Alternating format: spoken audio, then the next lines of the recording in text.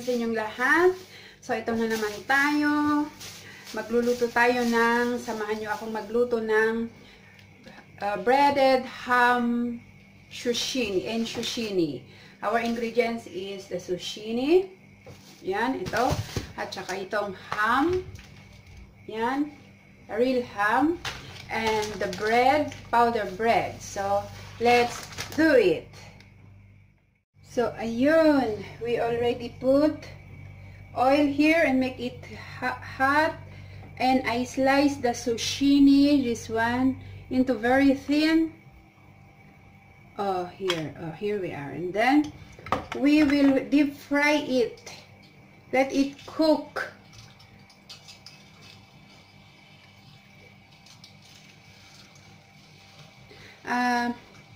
O nga pala, I use the pan to fry because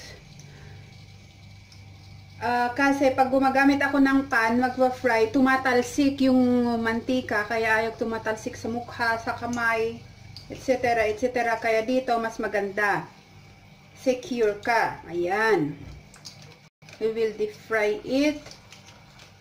Yun.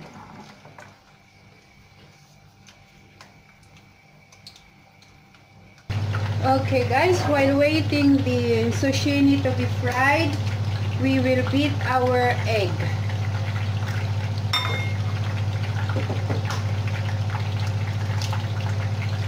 Yan.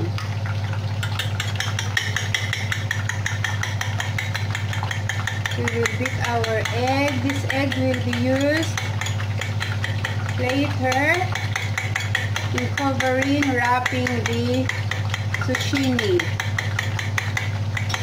Yan. Okay. We put a little bit salt. Just little salt. And a little black pepper powder. Yan.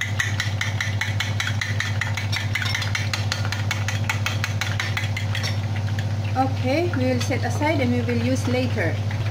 Okay, the zucchini is already cooked, so we will get it and put it in the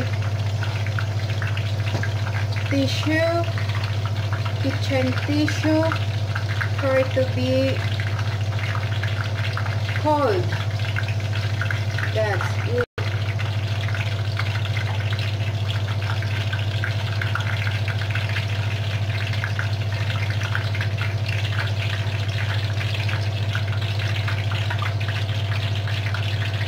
Yan, and next batch. Yan. Ayun na guys. We will do the second procedure. We will put the hamon at the center and we will cover it with another slice of zucchini. Like that. Then we soak on the egg like that, and we cover it with the powder bread.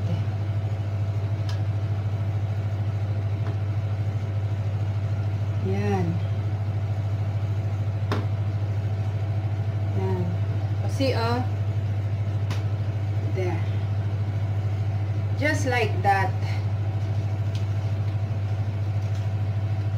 A lot of works, but not so much. Yan.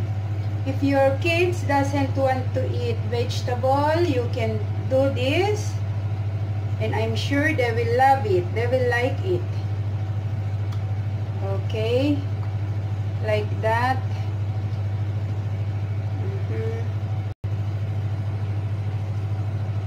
Soak again with the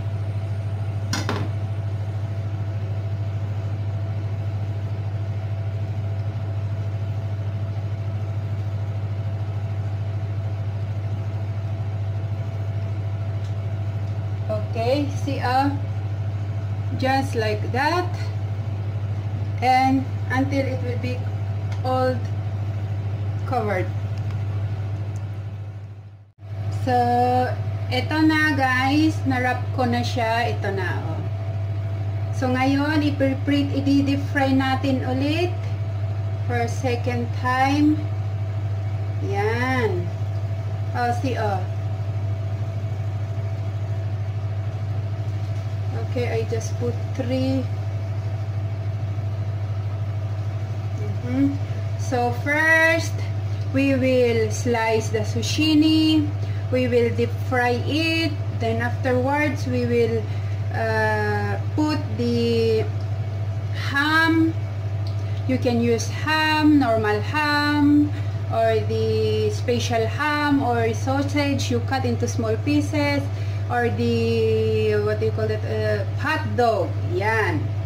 And then you wrap it, we soak it with the egg, and cover it with bread powder. So yun, that's it. It's a Spanish recipe.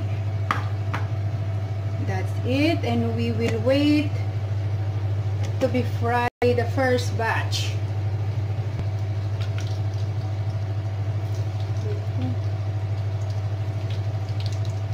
The one that I use, the oil that I use is olive oil. Yan. Yan, o, diba? We will wait to become brown.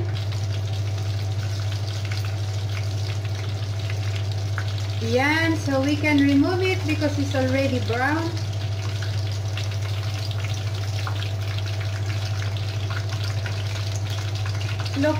Look guys. Yan.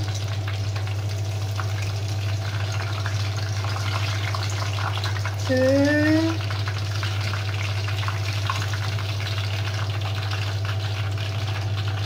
And 3. So we put the next batch. 1, 2, y 3. Okay. So we will wait again to be fried golden brown again.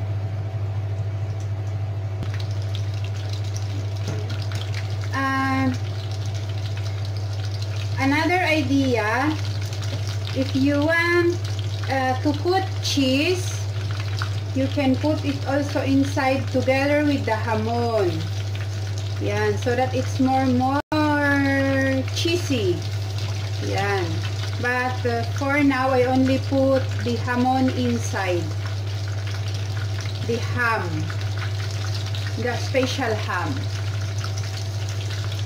So again, the second batch is cooked. Look at it, oh.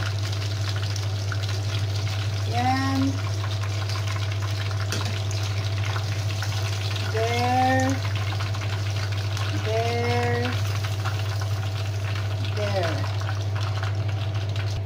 So this is it, guys. Oh, you see, oh. Looks yummy, right? Okay, this is